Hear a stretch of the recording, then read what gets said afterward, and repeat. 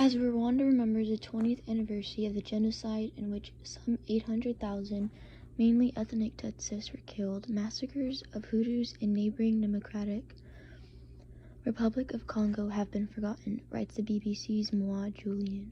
The 1994 genocide of the Tutsi in Rwanda left about 1 million people dead in a period of only 3 months.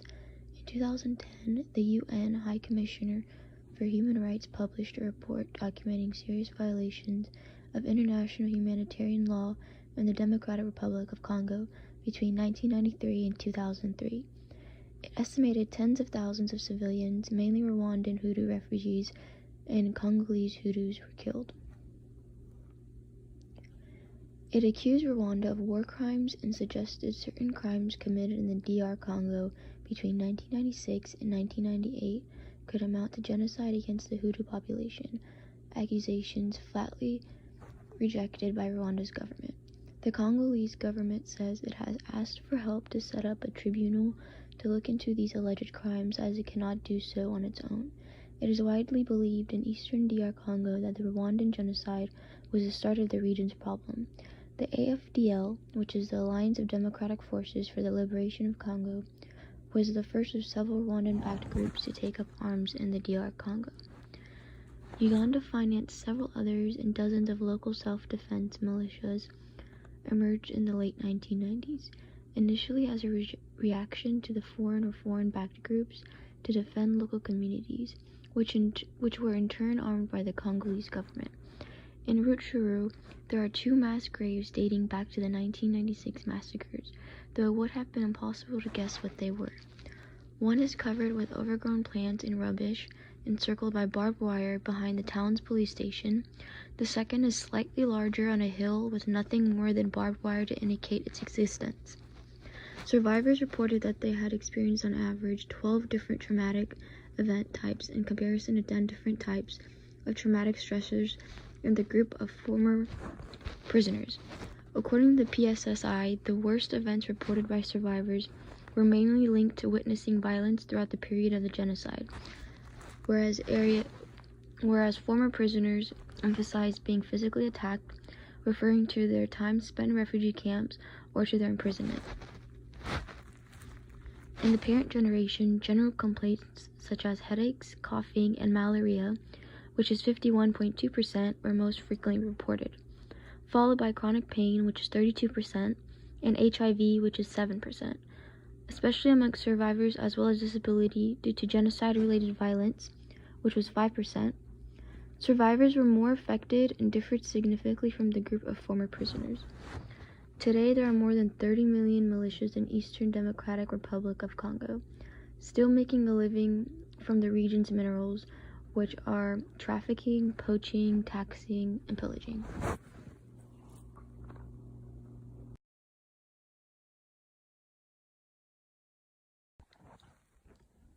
The Rwandan genocide was one of the quickest and most brutal genocides to happen in world history. While the 1994 genocide was due to decades worth of built-up ethnic strife caused by cultural differences and ethnic divisions created by the Belgian colonists, the assassination of the Rwandan president Juvenal Habyarimana on April 6, 1994 would be the event that would trigger the killings in Rwanda to begin. While Rwanda was under colonial rule by the Belgians, tensions were high between the ethnic Hutu people, who were mainly farmers, and the Tutsi people, who raised cattle. Although the Hutus were the majority in Rwanda, the Tutsi controlled higher social positions and greater wealth. According to the Wiener Holocaust Library, it is said that the Belgians favored the Tutsi minority group because of their European appearance. Although the Tutsi had controlled Rwanda originally with the help of the Belgians, from 1959 to 1962, the majority Hutu people had rebelled and overthrew the Tutsi government. Ultimately, this would lead to the Tutsi people being treated cruelly by the Hutu. After years of the Hutu being at the head of state, a rebel group created by Tutsis based out of Uganda invaded northern Rwanda in 1990. The civil war brought on by the invasion would create even more ethnic tension between the Hutu and Tutsi people. The next 4 years would be filled with hate propaganda being circulated around Rwanda by the Hutu leadership. They claimed that the Tutsi were attempting to turn them into slaves and that they should resist the Tutsi before this happened. A majority of this hate propaganda was being circulated by a radio station created by Hutu extremists called the RLTM that circulated hate propaganda and urged people to weed out the cockroaches, which translated to killing Tutsi people. After the Rwandan president's plane was shot down on April 6, 1994, the genocide would begin immediately. The killing would last 100 days until July. Tutsis and politically moderate Hutus were the main people being killed during the genocide. Many Tutsi and Hutu moderates were handed over to be killed by their neighbors, and Tutsi men married to Hutu women had their wives killed. According to the Serf Survivors Fund, during this period of terrible slaughter, more than 6 men, women, and children were murdered every minute of every hour of every day. Most of the killing was carried out by 2 Hutu radical movement groups, the Interahamwe and the Impuzamugambi, who were made up of mostly young Hutu men, but they were backed by the Rwandan army and Rwandan civilians that were in compliance with the Hutu power movement. After weeks of killing, the UN finally realized genocide was taking place and planned to send 5,500 troops and 50 armored personnel carriers, but due to arguments between the UN and the US Army over the cost of armored personnel carriers, the help was never sent. The Rwandan genocide would be ended by the Rwandan Patriotic Front, or the RPF, and the Ugandan army that would overthrow the Hutu regime on July 4th when they marched into the capital of Rwanda, Kigali. By the end of the Rwandan genocide, around 800,000 Tutsi sympathizers, and moderate Hutus were killed within a 100-day span. Once the genocide was over, the UN Security Council set up the International Criminal Tribunal to prosecute the leaders of the genocide, and with this, 93 Hutus were indicted and convicted of genocide. To help speed up the process of the prosecution of the thousands of suspects of the genocide sitting in jail, community courts known as Gakaka were set up around Rwanda. 25 years after the Rwandan genocide, the effects of the traumatic event are still seen in Rwanda today.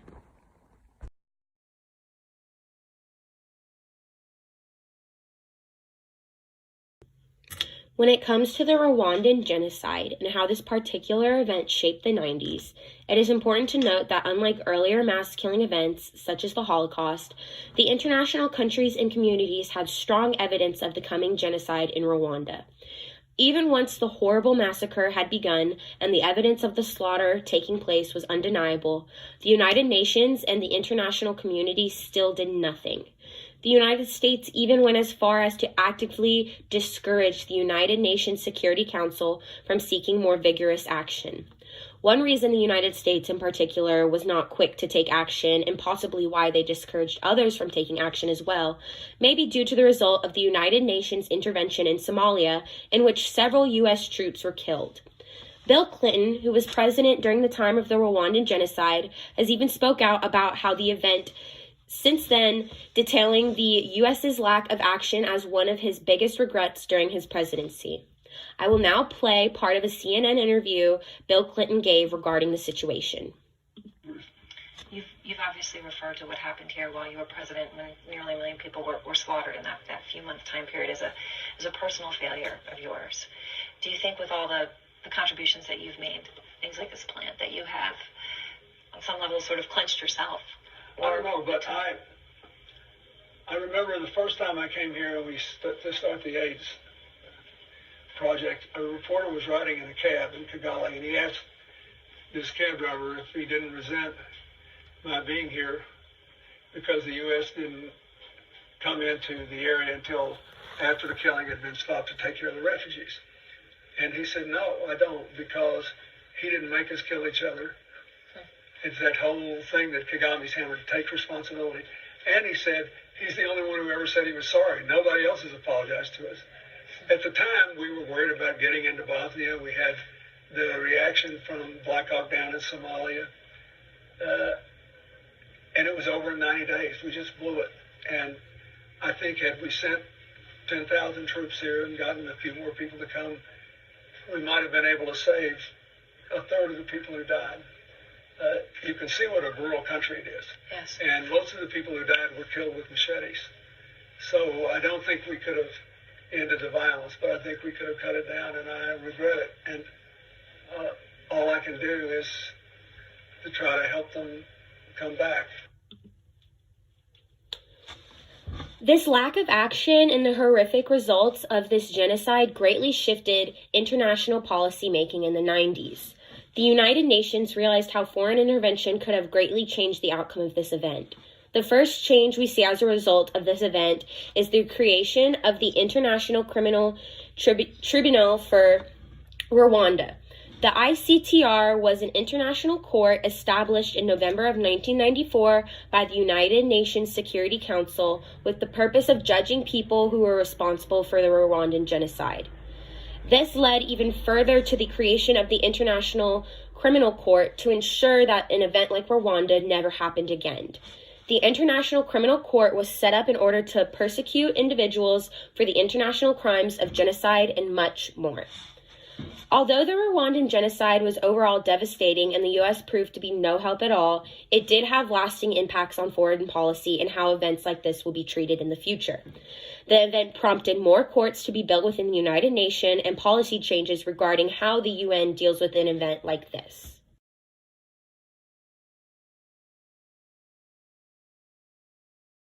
After 1999, Rwanda scaled up its health, social, and economic reforms.